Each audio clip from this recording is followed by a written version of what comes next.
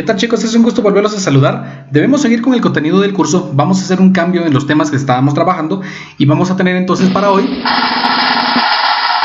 las funciones vectoriales. Vamos a dar una definición de qué son las funciones vectoriales. Vamos a aprender a evaluar una función vectorial para ver qué es lo que nos da como resultado.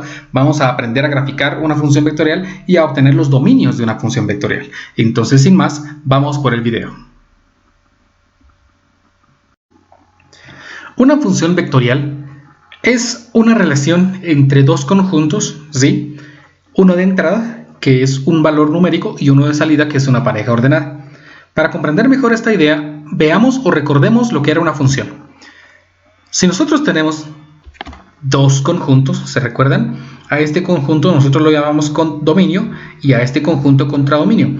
Nosotros tomamos un valor del dominio, un elemento del conjunto dominio que pertenece al conjunto de los números reales, es un subconjunto de los números reales. Al utilizarlo o al aplicarlo en una regla que llamamos f de x, ¿sí? O función de x, nosotros obtenemos el valor de salida que se llama contradominio.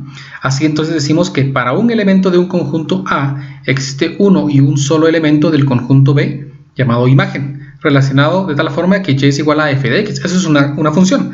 Recuérdense el conjunto dominio y el conjunto contradominio. Entradas, salidas. Un valor de entrada, un valor de salida. Cuando hablamos de una función vectorial, estamos hablando de que tenemos un valor de entrada, pero en este caso tenemos una pareja ordenada de salida o una terna ordenada de salida. A eso se le conoce como una función vectorial. A la función anterior, donde un valor de entrada y un valor de salida, generalmente se les conoce como funciones escalares. En este caso nosotros tenemos entonces una relación entre dos conjuntos, uno de entrada que es dominio, que pertenece al conjunto de los números reales, un elemento, mientras que la salida es una pareja ordenada, vean, RR, o una terna ordenada, RRR, o puede ser un elemento, un conjunto de 4 elementos, un conjunto de 5 elementos, ¿sí? Así obtenemos entonces un valor de entrada y un valor vectorial de salida, porque tenemos más de un elemento. Entonces, por ejemplo, R de t, solo vamos a corregirlo, R de t es una función vectorial, ¿sí?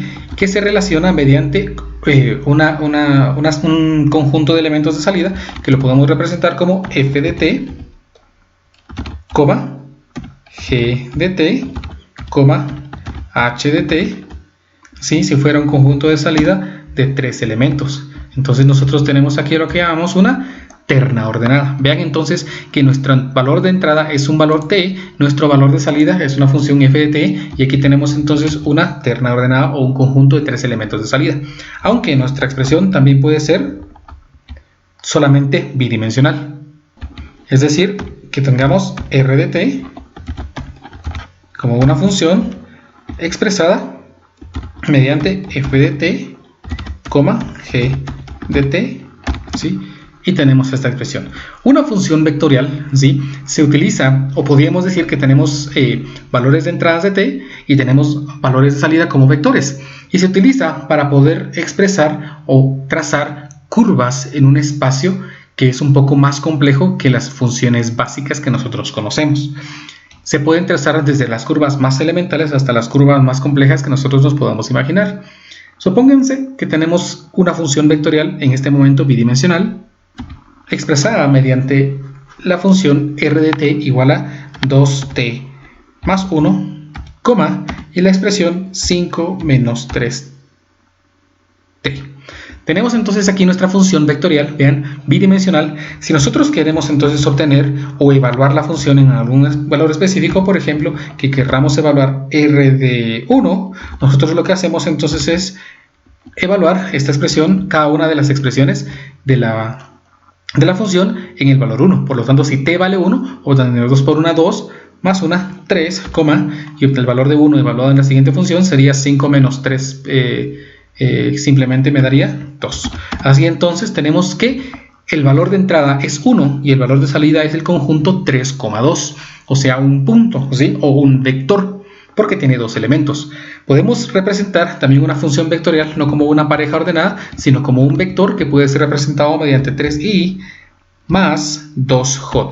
Un vector que generalmente por eso se les llama como una función vectorial. Podríamos entonces expresar esta función de la manera, utilizando vectores unitarios, como esta función de acá, 2t más 1i más 5 menos 3j, un conjunto, ¿sí?, de dos elementos. Podemos expresarla de cualquiera de las dos formas, utilizando un punto o utilizando un vector.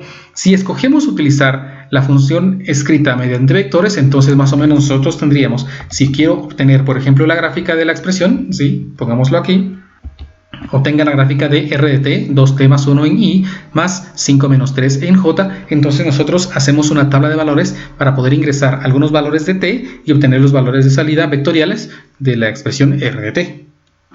Si nosotros hacemos esta tabla de valores e ingresamos valores, por ejemplo, menos 3, menos 2, menos 1, 0, 1, 2 y 3 para t, veamos que son los valores o los vectores de salida que nosotros tenemos en este caso. Si nosotros tomamos escoger trabajar con vectores, nosotros los vectores de salida, si ven, si evaluamos menos 3 en cada una de las funciones, obtendríamos menos 3i más 14 en j. Tendríamos el otro vector que sería, perdón, aquí arriba es menos 5i más 14j.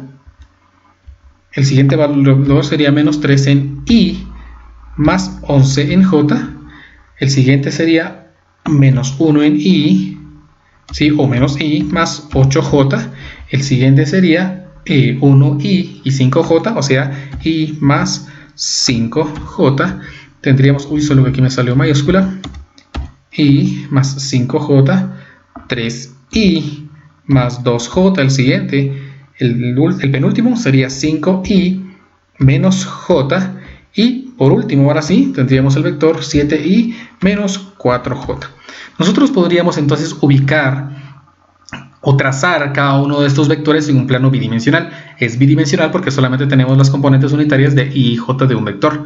Así entonces, si nosotros quisiéramos trazar cada uno de esos vectores que obtuvimos aquí, más o menos obtendríamos una gráfica de esta forma.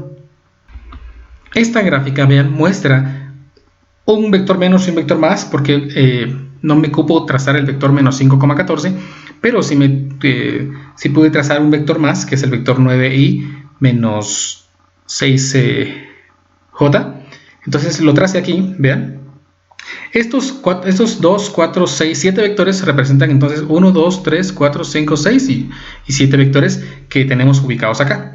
Si nosotros entonces ahora unimos todos los extremos de los vectores, todas las puntas de los vectores, generaríamos una gráfica que más o menos tiene esta forma.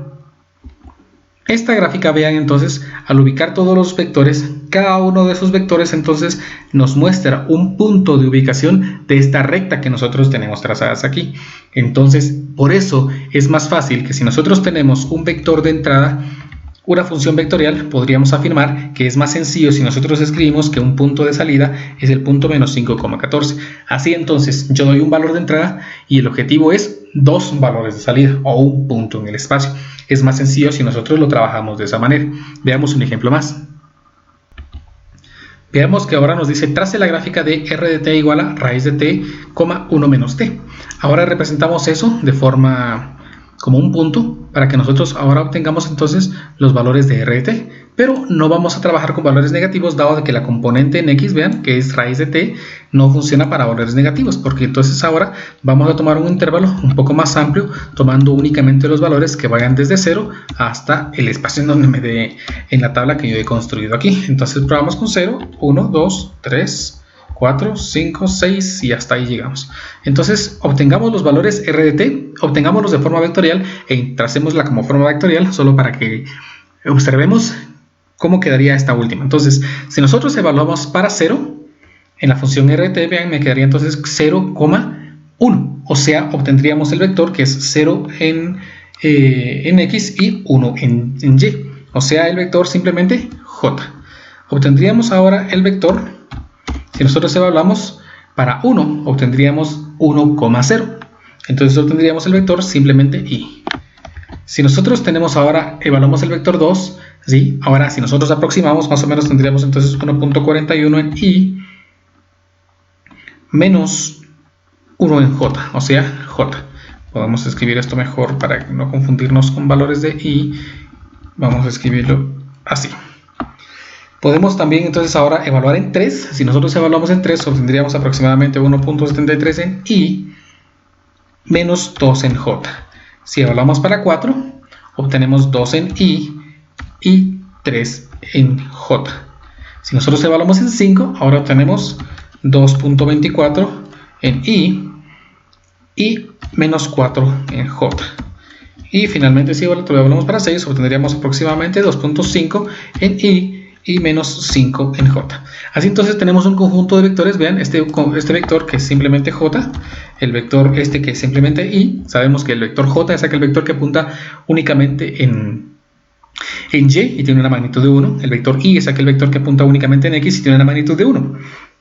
Nuevamente, si nosotros trazamos todos los vectores que tenemos aquí y unimos los extremos de cada uno de esos vectores, generaríamos una gráfica que más o menos tiene esta forma.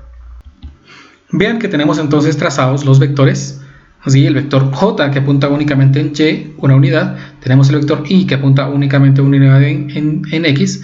Tenemos el vector 1, 41 en I menos J, que sería el tercer vector aquí, que a partir del origen nos movemos hacia esta dirección. Vean, el cuarto vector, que sería 1, 73 I menos 2 en J, sería el vector que parte del origen y ubica este acá. Tenemos el otro vector que sería 2 I menos 3 en J, a partir del origen entonces 2 en I, 3 en J. El otro vector 2.24 en I menos 4 en J sería a partir del origen, ¿sí? Este valor 2.24 menos 4, y 2.5 I menos 5J, que sería a partir del origen hasta este vector. Entonces más o menos nosotros trazaríamos esta curva, ¿sí? ¿Qué pasaría si nosotros tuviéramos que trazar una curva tridimensional? Supónganse que nosotros tenemos ahora la función r de t igual a seno de t, t, coseno de t. Una función que tenemos un valor de entrada y ahora 3 valores de salida. Dado de que tenemos funciones trigonométricas, pues escojamos valores que son un poco más fáciles de trabajar dadas las funciones trigonométricas. Empecemos con 0, sigamos con el valor de pi cuartos, seguimos con el valor de pi medios, seguimos con el valor de 3 pi cuartos, pasamos ahora al valor de pi,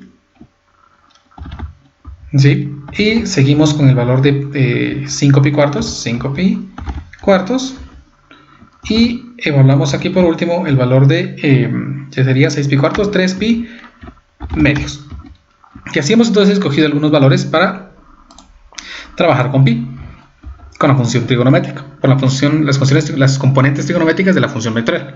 Si nosotros evaluamos la primera función en 0, nos quedaría entonces seno de 0 es 0, 0, y el coseno de 0 sería 1, por lo que nosotros obtendríamos el punto, si queremos verlo así, 0,0,1.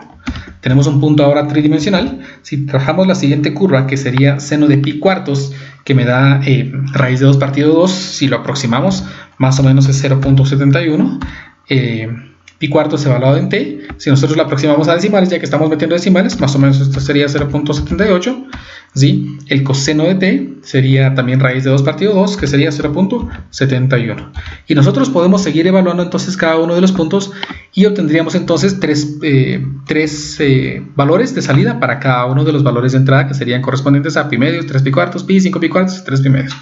Pero resulta que trazar una gráfica tridimensional en un plano bidimensional, como es esta computadora, es un poco más complejo. Intenté hacerlo, pero no daba muy bien la idea. Intenté utilizar un programa tridimensional, pero se me distorsiona un poco, por lo que entonces va a ser más fácil si nosotros miramos esta curva trazada utilizando un programa de cómputo que vamos a llamar Maple. Si nosotros estamos en Maple, nosotros podemos graficar tridimensionalmente una expresión utilizando el siguiente comando, para los que pueden trabajar a Maple y para los que tienen Maple para poder trabajar. Nosotros encerramos en llaves la función vectorial, ¿sí? Y obviamente esto sirve si yo tuviera varias funciones vectoriales, puedo escribirlas de esta forma, vean. ¿Sí? Los corchetes los llaves tienen que ir obligatoriamente cuando nosotros trazamos una función vectorial. Entonces trazamos una función vectorial dentro de los corchetes. Vamos a trabajar con seno de t. Entonces escribo seno de t, coseno de t. ¿Sí? Ahí tengo mi función vectorial. Esta función vectorial la vamos a trazar para valores que empiecen desde 0 hasta, ¿sí? 0 hasta, el valor de, habíamos dicho, 5 pi, multipliquémoslo mejor, 5 por pi cuartos, ¿sí? Y vamos a trazar valores desde x para observarlo en el plano tridimensional, que por ejemplo vayan desde, dado el intervalo que estamos trabajando, que vayan desde menos 1, ¿sí? Desde menos 1, mejor un poco más, desde menos 2 hasta 2. Si nosotros damos Enter, entonces vamos a obtener un aproximado de la gráfica que representa esta función vectorial. Tenemos entonces aquí, vean, la función vectorial. Esta es la función vectorial. Pareciera que fuera una parábola inclinada, ¿sí? Pero nosotros podemos cambiarlo, ¿sí? Y ver cómo no se puede mover. Vean entonces cómo es la gráfica tridimensional, podemos apreciarla mejor, ¿sí? Supónganse que nosotros no la queremos trazar hasta 5 pi cuartos, sino hasta 15 pi cuartos, ¿sí? Vean qué es lo que se está formando entonces. Nosotros no tenemos, vean aquí, si la miramos desde una perspectiva de 2 dimensiones simplemente, aquí podemos ver una curva que sería una circunferencia. Podríamos, si la trazamos aquí en esta parte, podríamos más o menos tener una curva de coseno del ángulo. Vean, coseno, esta es la función de la gráfica de coseno. Si lo miramos desde arriba, podemos tener la gráfica de la función seno, ¿sí? Pero si nos damos cuenta, esto realmente representa una espiral. Si la vemos en la versión caja, nosotros vemos que esto es lo que tenemos, una espiral representada mediante una función vectorial, una curva tridimensional, utilizando esta función seno de t, t y coseno de t. Dentro de las funciones vectoriales también nosotros podemos trabajar propiamente como el dominio de una función vectorial. El dominio de una función vectorial sería que el conjunto de valores, de acuerdo a la expresión, supóngase que nosotros tenemos aquí una expresión r de t. Si nosotros tenemos una función r de t, entonces afirmamos que el conjunto de entrada para los valores de t son aquellos que hacen que cada una de las componentes de la función, en este caso podríamos escribir f de t, g de t, h de t, existan. Este conjunto de valores que hace que f de t, g de t y h de t existan se llama dominio de una función vectorial. El conjunto dominio de una función vectorial se encuentra de una manera muy fácil porque simplemente es la intersección de cada uno de los conjuntos de entrada de las funciones f, g y h de t. El conjunto de intersección resultante de los conjuntos dominios de cada una se llama dominio de una función vectorial. Entonces vamos a ver un ejemplo. El ejemplo dice lo siguiente. Obtenga el dominio de r de t igual a t más 1 en i más logaritmo natural de 1 menos t al cuadrado en j. Nosotros tenemos entonces este logaritmo que es el único de las componentes que no permite la entrada de todos los reales. Vean de que nosotros en esta expresión, en esta función f de t, llamémosla t más 1, nosotros sabemos que el dominio es el conjunto de los números reales. Por lo que entonces nosotros tendríamos que intersectar este conjunto de los números reales con aquellos valores que permitan que la función logaritmo natural o logaritmo neperiano exista. El logaritmo natural o logaritmo neperiano va a existir siempre que lo que está dentro de ella sea mayor que 0. Por lo que entonces nosotros podemos empezar afirmando de que 1 menos t al cuadrado debe ser mayor que 0. Yo necesito entonces encontrar estos valores que permitan que la expresión del logaritmo natural sea mayor que 0. Si nosotros resolvemos esta ecuación, entonces obtendríamos 1 menos t, 1 más t, que tiene que ser mayor que 0. Si nosotros resolvemos esta ecuación, ya sea por una tabla, por rectas reales, probando valores, ¿sí? Que lo más aconsejable es que nosotros probemos valores. Recuérdense que en este caso t es igual a 1 y t es igual a menos 1, son los valores de prueba, pero no son los valores frontera, por lo que yo entonces ahora escojo los valores de prueba, suponiendo, por ejemplo, valores menores a 1, a menos 1, por ejemplo, valor a menos 2 y verificar si cumple. Escojo ahora un valor entre menos 1 y 1, verifico si cumple o no, y tomo un valor que sea mayor que 1 y verifico si cumple. Si nosotros ponemos a probar, nos vamos a dar cuenta que aquellos valores que cumplen no son los que están antes de menos 1 y tampoco son los que están después de 1, sino son los que están entre menos 1 y 1. Por lo que el dominio de la función, dominio, ¿sí?, es el conjunto que va desde menos 1 hasta 1. Y tengo entonces el conjunto dominio de la función r de t. Es decir, cualquier valor de t que esté en el intervalo de menos 1 a 1 abierto son los valores que hacen que la función r de t exista. Nuestro siguiente ejemplo dice así. Obtenga el dominio de, y nos dan una función ahora tridimensional, ¿sí?, en R3. Tenemos entonces ahora que para poder encontrar el dominio de la función r de t, nosotros tenemos que encontrar el dominio de cada uno de las componentes de la función. Es decir, empecemos con la función f de t, que sería la componente en x de la función. Pensemos, la función es raíz de 1 menos t. ¿Qué valores hacen que la función raíz cuadrada exista? Pues la función raíz cuadrada exista en los reales únicamente para valores mayores o iguales a 0. Eso significa que tengo que garantizar que en este caso 1 menos t sea mayor o igual que 0. Si nosotros resolvemos esta inecuación, entonces me quedaría que 1 es mayor o igual que t, o que lo que es lo mismo, t tiene que ser menor o igual que 1. Así entonces el intervalo solución de esta inecuación es el intervalo que viene desde menos infinito hasta 1, ¿sí? Contenido. Entonces ahí tengo el dominio de f de t. Si nosotros sacamos ahora el dominio de la función g de t, nosotros entonces tenemos que recordar cuando una función racional existe. La función racional existe únicamente cuando los valores que están en el denominador son distintos de 0, por lo que aquel valor que hace que la función sea 0 en su denominador no va a existir, por lo que entonces ahora tomamos simplemente el denominador y lo igualamos a 0. Aquel valor que nosotros tenemos que excluir de los valores que no pueden ingresar a la función, entonces es igual a t a menos 3, por lo que entonces el conjunto dominio para esta función es el intervalo que viene desde el menos infinito hasta el menos 3, ¿sí? Unido al intervalo que va de menos 3 hasta el infinito. Ahí tenemos entonces el intervalo solución para g de t. Si nosotros vemos ahora el dominio de la función h de t, pero es minúscula, h de t, podemos darnos cuenta que la función t cuadrado más 2 existe para el conjunto que es desde menos infinito hasta infinito, o sea, el conjunto de los números reales. Cualquier valor que nosotros ingresemos a esta función va a hacer que exista. Ahora, nosotros tenemos entonces que crear el conjunto solución de nuestra función, para lo que vamos a generar entonces la idea gráfica de las rectas reales. Vamos a dibujar en una recta real el intervalo de menos 1 a infinito, perdón, de menos infinito a 1, el intervalo de t a menos, de menos infinito a menos 3 y de menos 3 a infinito, y el intervalo de infinito a infinito. Las gráficas de los intervalos entonces de cada una de las funciones que nosotros tenemos aquí, vean que para f de t obtuvimos el intervalo de menos infinito a 1, que es el intervalo aquí, de infinito a 1, ahora sí, de menos infinito a 1. La otra, el intervalo es de menos infinito a menos 3 y de menos 3 a infinito, significa que nosotros excluimos completamente a menos 3 y después coloreamos toda la parte, y el otro intervalo es de menos infinito a infinito.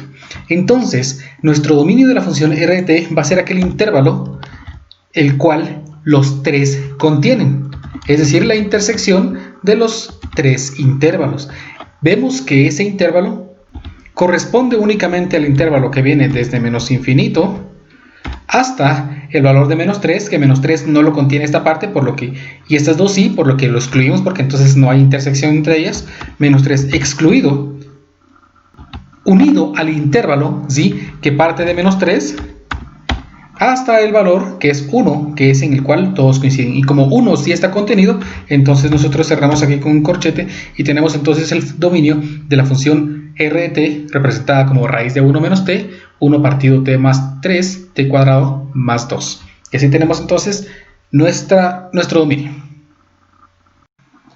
Las funciones vectoriales tienen una particularidad, y es que las funciones vectoriales me ayudan a describir la intersección de dos superficies. Así entonces, cuando nosotros tenemos una superficie cualquiera, por ejemplo un plano, un elipsoide, un paraboloide, y se intersecta con cualquiera de otras superficies, esa intersección siempre me va a generar una curva.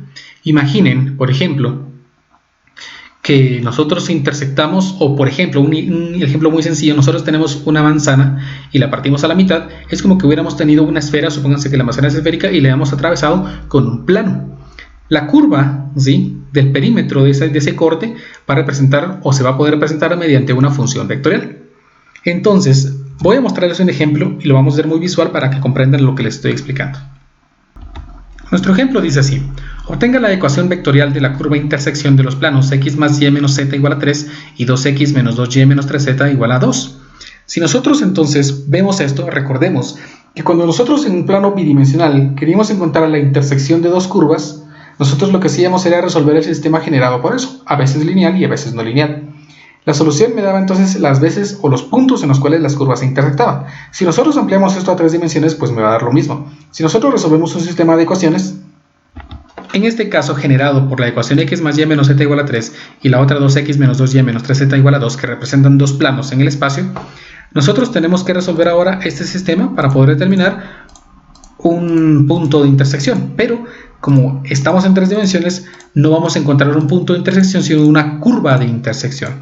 Entonces pensemos que multiplicamos, ¿sí? Vean el sistema.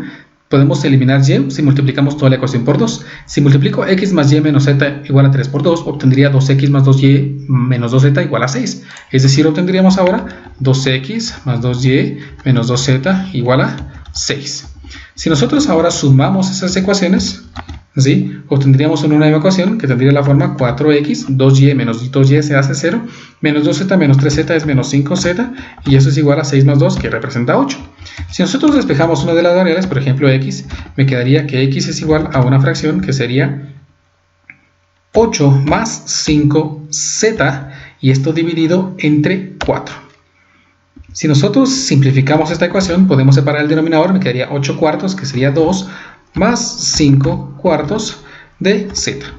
Ahora, x depende de z, pero si nosotros queremos hacer que tanto x y z dependan de una nueva variable, podemos hacer, por ejemplo, que z sea igual a 4t. ¿Por qué 4t? Porque si nosotros cambiamos z aquí por 4t, entonces el 4 del denominador que tenemos acá se cancelaría con el 4 del numerador, por lo que obtendríamos ahora entonces que x es igual a la ecuación 2 más 5 multiplicado por t. Si ahora tanto z como x lo reemplazamos en una de las dos ecuaciones que tenemos al inicio para encontrar el valor de y, pueden comprobar ustedes que si nosotros reemplazamos, por ejemplo, en esta ecuación, me quedaría 3 más z menos x, obtendríamos finalmente que el valor de y es igual a 1 menos t.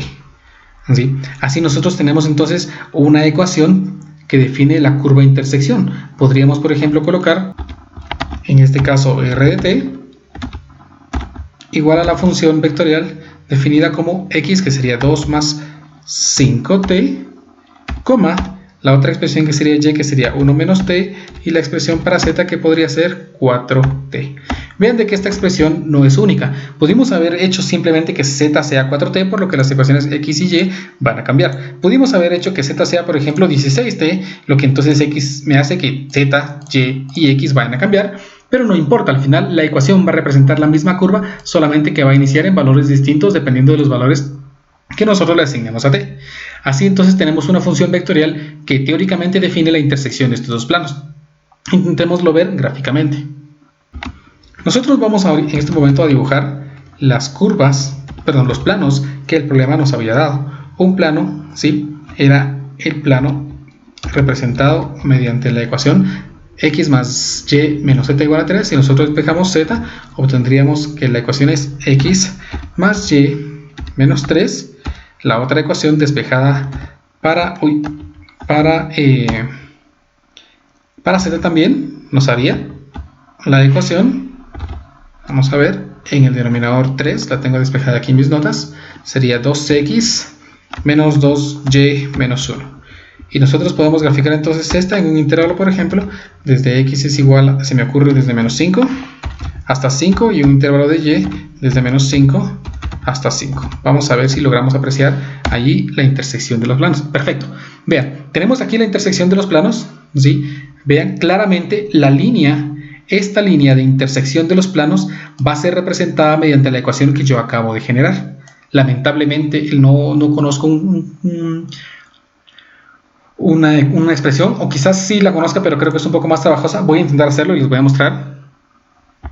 Muy bien, ya encontré la forma.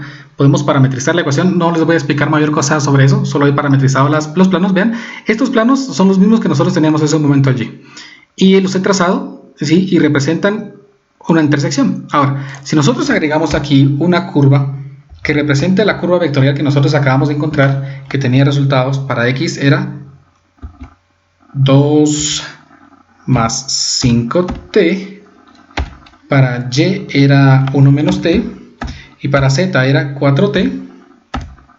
Vamos a ver qué pasa si dibujamos esta curva. Vean, entonces solo salió muy grande. Vean que esta línea de color negro, ¿sí?, está graficada exactamente en la intersección de los planos. Solo salió muy grande. Vamos a ver si puedo hacer más pequeño el intervalo. Bueno, estaba intentándolo, pero mientras más haga el intervalo, más grande también es la recta. Pero vean, entonces he encontrado una opción en donde nosotros podemos mejor ver la intersección de los planos, que es esta x de acá, y vean que la recta es exactamente, o pasa por la intersección de los planos. Entonces nosotros podemos darnos cuenta que el procedimiento que habíamos hecho antes, ¿sí?, aquí está la ecuación, vean, solo que definida para t y s, Podríamos ser x más y menos 3, la que habíamos despejado antes, y la otra 2x menos 2y menos 1 dividido 3. La ecuación que obtuvimos de la solución del sistema de ecuaciones es 2 más 5t, 1 menos t y 4t. Esto es muy complicado poderlo dibujar, ¿sí? Es muchísimo más fácil si nosotros tenemos esta graficadora aquí, porque es más fácil explicarlo, ¿sí? Nosotros únicamente podemos confiar en los procedimientos matemáticos que estamos haciendo para poder estar seguros de que así es. Vamos con un ejemplo más entonces. Muy bien, un ejemplo más dice: obtenga la ecuación vectorial de la curva intersección del cono z igual a raíz de x cuadrado más y cuadrado y el plano z igual a 1 más y. Nuevamente nosotros tenemos ahora un sistema de ecuaciones. Un sistema de ecuaciones que debemos resolver para poder encontrar una variable en términos de este nuevo parámetro. Entonces, pensemos que la primera ecuación, z igual a x cuadrado más y cuadrado, nosotros la podemos reescribir de la forma que z cuadrado es igual a x al cuadrado más y elevado al cuadrado. De la segunda ecuación sabemos que z es igual a 1 más y, por lo que si nosotros utilizamos ahora el método de sustitución, vean, z es igual a 1 más y, obtendríamos ahora la ecuación 1 más y elevado al cuadrado es lo mismo que x al cuadrado más y elevado al cuadrado.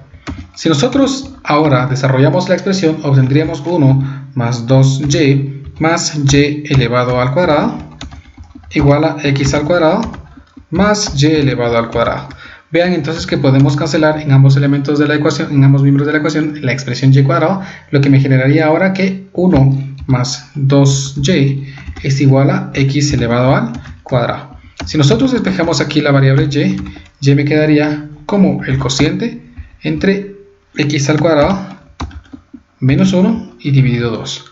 ¿Sí? Entonces, si en este caso nosotros asignamos, ¿sí?, que x tiene el valor de t, podemos darnos cuenta entonces que y va a ser igual ahora a la expresión t elevado al cuadrado menos 1 dividido 2. Para que entonces cuando nosotros encontremos que z es igual a 1 más y, sería entonces z es 1 más y es igual ahora a t cuadrado menos 1 dividido 2, podrán ustedes observar, solo que aquí estoy mal, aquí puse t y aquí es y. Podrán ustedes comprobar que z va a ser el resultado entre ahora t elevado al cuadrado más 1 dividido 2. Queda entonces para ustedes que comprueben que realmente lo que está pasando es cierto. Entonces nuestra función vectorial r de t, que describe la curva de intersección del cono y el plano, está dada mediante la ecuación vectorial t, t cuadrado menos 1 dividido 2, y la otra curva que tiene forma que es t cuadrado más 1 dividido 2. Y así tenemos entonces una función vectorial que me define la curva de intersección. Pues dado que tenemos programas de graficación, pues vamos a comprobarlo. Aquí he graficado, vean, la curva intersección, perdón, no es cierto, las superficies, que es raíz cuadrada de x cuadrado más y cuadrado, y la curva 1 más y, ¿sí?, en el intervalo de menos 5, 5. Vean entonces que el plano corta el cono formando aproximadamente esa parábola. Vean, podemos apreciar que es una parábola. Si nosotros lo ponemos aquí, vean, no mucho se aprecia, pero aquí podemos apreciar bien que la intersección es una parábola. Vean cómo se ve aquí, es una parábola esa intersección. Si nosotros queremos graficar la curva que hemos obtenido hace un momento, vean, graficamos t cuadrado menos 1 dividido 2 y t cuadrado más 1 dividido 2 en el mismo intervalo, nosotros nos damos cuenta que la curva de intersección es esta de acá. Vean, podemos comparar esta curva de intersección, vean, podemos darnos cuenta que pasa del eje y, del eje z, ¿sí?, formando una parábola aproximadamente, vean, por acá, ¿sí? El intersecto, vean, de las dos curvas se da, ¿sí?, más o menos para cuando y es menos 1, vean, ¿sí?, está más o menos aquí arriba. Podemos darnos cuenta aquí que en esta parte la curva genera lo mismo, una curva que está más allá del eje z y que aproximadamente intersecta en un valor de menos 1. Entonces hemos comprobado que la resolución de un sistema de ecuaciones de tres incógnitas con dos variables me generan entonces una curva espacial si las curvas no representan unos planos. Bien, chicos, es así como hemos llegado al final de este video. De verdad, espero que siempre mis mejores deseos son que ese video les haya sido muy útil. Recuerden que si les gustó pueden dejar su like. Si quieren estar atentos a cuando yo suba nuevos videos, también no olviden pinchar en suscribirse. Y nos vemos entonces en un próximo video.